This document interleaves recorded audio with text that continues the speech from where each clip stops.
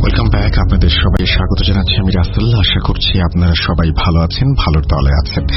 আর বৃহস্পতিবারের নতুন একটি এপিসোডে আপনাদের সবাইকে স্বাগত জানাচ্ছি। আপনারা সবাই জানেন যে আমরা গত বছরের মাঝামাঝি সময় থেকেই বলতে গেলে ইউটিউবে নতুন স্টোরি নিয়ে এসেছি এবং সেই সাথে বৃহস্পতিবারেও আমরা নতুন স্টোরি দেওয়া শুরু করেছি। আমরা চলে যাব আমাদের আজকের ঘটনায়। আশা করছি প্রথম থেকে শেষ পর্যন্ত আমাদের শুনবেন। 1 মিলিয়ন সাবস্ক্রাইবার আমাদের এখন, এবং আপনারা যদি সঙ্গে থাকেন, যদি সাহস হয়ে পাশে দাঁড়ান, তাহলে আমরা সামনের দিকে নির্দ্বিধায় এগিয়ে যাবার প্রেরণা পাবো। আমাদের চ্যানেলটি অবশ্যই সাবস্ক্রাইব করুন। চলুন সরাসরি চলে যাচ্ছি ঘটনায়। আসসালামু আলাইকুম। এখন আমি যে গল্পটি বলবো সেটা আমার এক বড় ভাইয়ের কাছ থেকে নেয়া, যিনি আমাকে বলেছিলেন। আমি তার নাম প্রকাশ করতে চাই না, তবে তার বন্ধুর নাম হচ্ছে তন্ময়। তিনি তার গল্পটি বলছেন। গল্পটির নাম হচ্ছে অন্ধকারের বন্ধু। তন্ময় চৌধুরী একজন চিত্রশিল্পী। শহরের কোলাহল থেকে সরে গিয়ে এক নিরিবিলি পরিবেশে কাজ করার জন্য সে গ্রাম অঞ্চলের একটি পুরনো জমিদার বাড়ি ভাড়া নেয়। বাড়িটি প্রায় 100 বছরের পুরনো। স্থানীয়রা একে রক্ত দরজাবালি বলে ডাকে, কারণ এর ইতিহাসে জমিদার পরিবারের নৃশংস হত্যাকাণ্ডের গল্প ছড়িয়ে আছে। তন্ময় এ ধরনের গল্প বিশ্বাস করে। তার বিশ্বাস পুরনো বাড়িগুলোতে রহস্য থাকে, আর সেই রহস্যগুলোই শিল্পের জন্য উৎকৃষ্ট অনুপ্রেরণা। প্রথম দিন বাড়িতে এসে সে বাড়িটির নির্জনতা উপভোগ করে। পাথরের সিঁড়ি, কাঠের বড় দরজা আর দেয়ালে ঝুলানো তুলোমাখা ছবি, সবকিছু তাকে এক নতুন দুনিয়ায় টেনে নেয়। তন্ময় তার ক্যানভাস খুলে বসে। কাজের জন্য পরিবেশ যথেষ্ট নিরিবিলি, কিন্তু রাতে প্রথম অস্বাভাবিকতা ঘটে। বাড়ির পেছনের গাছগুলোর মাঝখান থেকে একটি কণ্ঠস্বর ভেসে আসে। কণ্ঠটি খুব নিঠুর এবং করুণ। আমাকে খুঁজে বের করো, আমাকে খুঁজে বের করো। তন্ময় এটাকে বাতাসের শব্দ ভেবে উপেক্ষা করে। পরের দিন সকালে তন্ময় তার কাজ শুরু করে। প্রথম ক্যানভাসে সে গ্রামের দৃশ্য আঁকতে চায়, কিন্তু যতবারই সে শুরু করে ক্যানভাসে কোনো কারণ ছাড়াই আঁকাগুলো মুছে যায়। তার মনে হয় কেউ যেন তার হাত নিয়ন্ত্রণ করছে। রাতে ঘুমানোর সময় সে স্বপ্নে দেখে, স্বপ্নে এক নারী সাদা শাড়ি পরে দাঁড়িয়ে আছে। তার চোখ রক্তে ভেজা। সে তন্ময়ের দিকে তাকিয়ে বলে, আমাকে আঁকো, আমাকে আঁকো, তোমার ক্যানভাসে আমার গল্প বাঁচবে। তন্ময় হঠাৎ চিৎকার করে ঘুম থেকে ওঠে। ঘরের ঘড়ি থেমে গেছে। সময় 2:33। আটকে আছে সময়। তার ঘরের কোণায় অন্ধকার জমাট বেঁধে আছে বলে মনে হয়, কিন্তু যখনই চোখ মেলে তাকায় কিছু দেখতে পায় না। পরদিন সকালে তন্ময় স্থানীয় এক বৃদ্ধের সঙ্গে দেখা করে, যিনি এই বাড়ির ইতিহাস সম্পর্কে জানেন। বৃদ্ধ বলেন, এই জমিদার বাড়ির শেষ জমিদার খুব নিষ্ঠুর ছিল।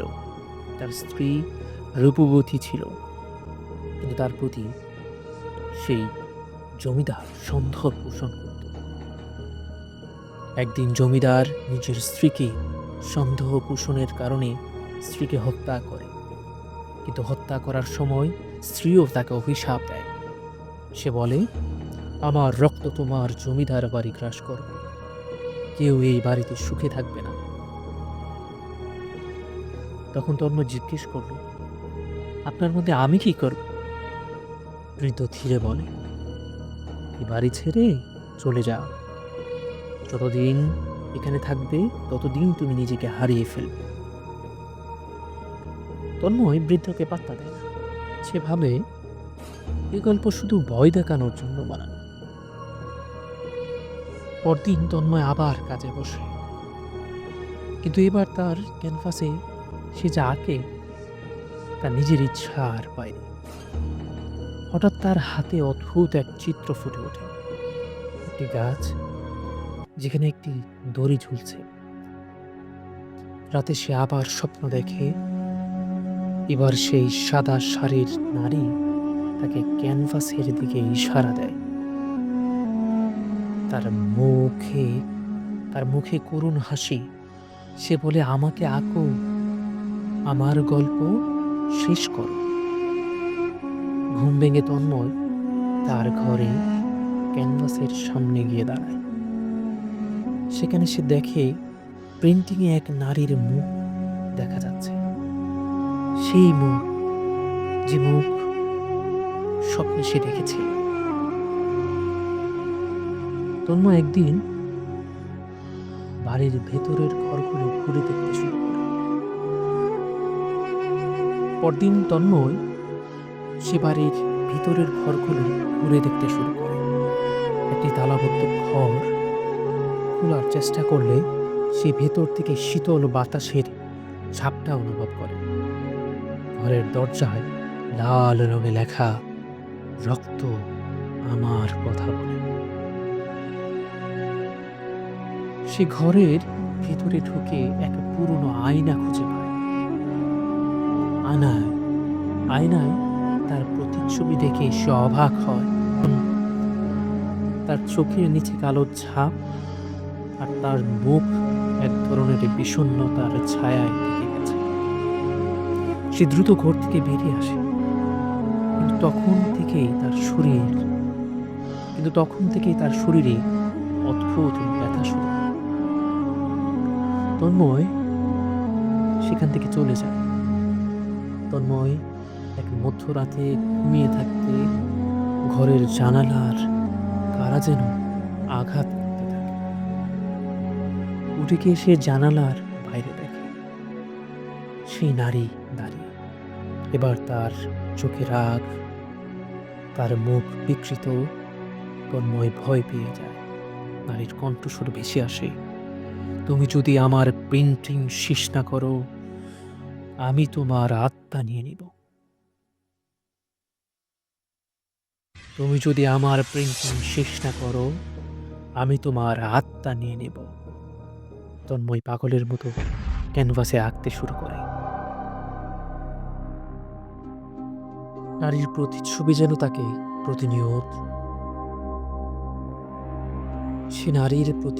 যেন তাকে প্রতিনিয়ত পর্যবেক্ষণ করছে। প্রিন্টিং শেষ হওয়ার পর তন্ময় অনুভব করে তার শরীর দুর্বল হয়ে পড়েছে। তার হাতগুলো কাঁপছে, মাথা ঘুরছে।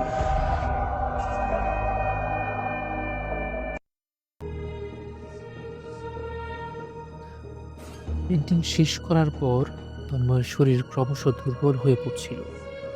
প্রিন্টিং শেষ করার সঙ্গে সঙ্গে ঘরের বাতিগুলো নিভে যায়। সমস্ত বাড়ি অন্ধকারে ডুবে যায়, যেন পৃথিবী থেকে আলো মুছে ফেলা হয়েছে। তন্ময় অনুভব করল কোনো এক অদৃশ্য শক্তি তার শরীর থেকে শক্তি শুষে নিচ্ছে। প্রিন্টিং থেকে নারীর কণ্ঠে আরো জোরে ভেসে এলো, তুমি আমার কাজ শেষ করেছ, কিন্তু এর মূল্য দিতে হবে। তন্ময় হাতুড়ে দরজার দিকে এগোতে চেষ্টা করে, কিন্তু দরজা আর খুঁজে পেল না। পুরো ঘর যেন এক অন্তিম অন্ধকারে পরিণত হয়েছে।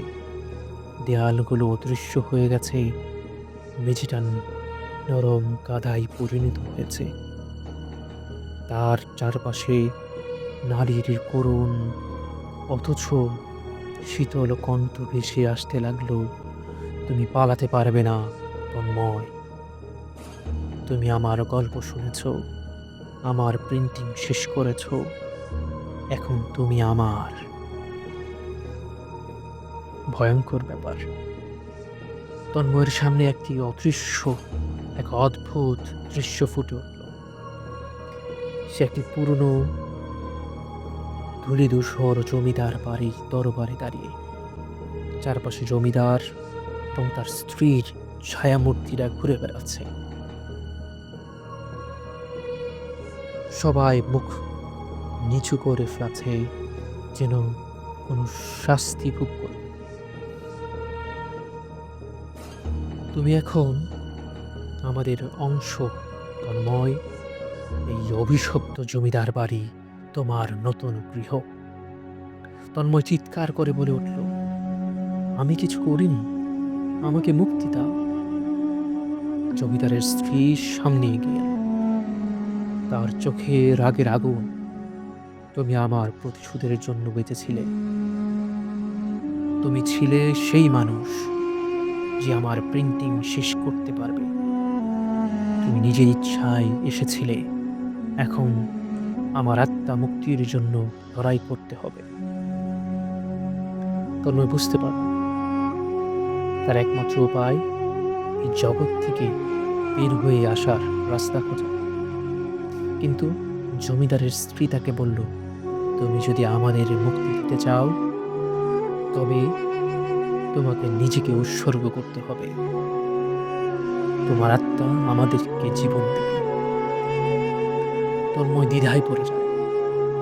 সে জানত যদি সে আত্মত্যাগ করে তার নিজের জীবন শেষ হয়ে যাবে, কিন্তু সে এই ভয়ঙ্কর জগৎ থেকে মুক্তি চায়।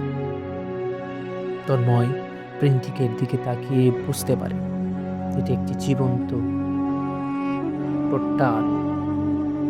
সে পোর্টালেই জমিদারের স্ত্রী এবং জমিদারের আত্মাবন্দী। সে যদি সেই প্রিন্টিং ধ্বংস করে তবে এই অভিশপ্ত আত্মাগুলো হয়তো মুক্তি পাবে। কিন্তু ঠিক তখনই নারীর কণ্ঠ শোনা যায়, প্রিন্টিং ধ্বংস করলে তুমি আমাদের সঙ্গে থেকে যাবে, তুমি আমাদের সঙ্গে অভিশপ্ত হয়ে যাবে। তন্ময় দেরি না করে প্রিন্টিংটি ছিঁড়ে ফেলে। মুহূর্তেই সারা ঘর কাঁপতে শুরু করে। নারীর চিৎকার আর জমিদারের গম্ভীর কণ্ঠ মিলে ভয়ানক এক গর্জন তৈরি করে। তন্ময় দেখতে পায় প্রিন্টিং থেকে আলো ছিটকে বেরিয়ে আসছে। তারপর হঠাৎ সবকিছু থেমে যায়। তন্ময়ের চোখ খুললে দেখে সে গ্রামের মাঠের মাঝখানে পড়ে আছে। চারপাশে ভোরের আলো, জমিদার বাড়ি উধাও হয়ে গেছে, যেন সেটা কখনোই ছিল না। গ্রামের মানুষ তাকে ঘিরে ধরে। তারা বলে, তুমি বেঁচে আছো, কিন্তু কিভাবে? তন্ময় কোনো উত্তর দিতে পারে না। কিন্তু তার হাতের তালুতে একটি দাগ দেখা যায়। সেটি একটি নারীর মুখের অবয়ব, যেন সেই নারীর আত্মা এখনো তার সঙ্গে জড়িয়ে আছে। তন্ময় তারপর শহরে ফিরে যায়। সে আর কখনো কোনো প্রিন্টিং আঁকেনি। তার হাতের সেই দাগ ধীরে ধীরে গভীর হতে থাকে এবং মাঝে মাঝে সে অনুভব করে যেন কেউ তাকে ডাকছে। বহু বছর পরে তন্ময়ের মৃতদেহ তার পুরনো স্টুডিওতে পাওয়া যায়। তার পাশে একটি প্রিন্টিং, সেটিতে সেই জমিদারের বাড়ি আঁকা আর সেই নারীর রক্তমাখা মুখ। বহু বছর পরে তন্ময়ের মৃতদেহ তার এক পুরনো স্টুডিওতে পাওয়া যায়।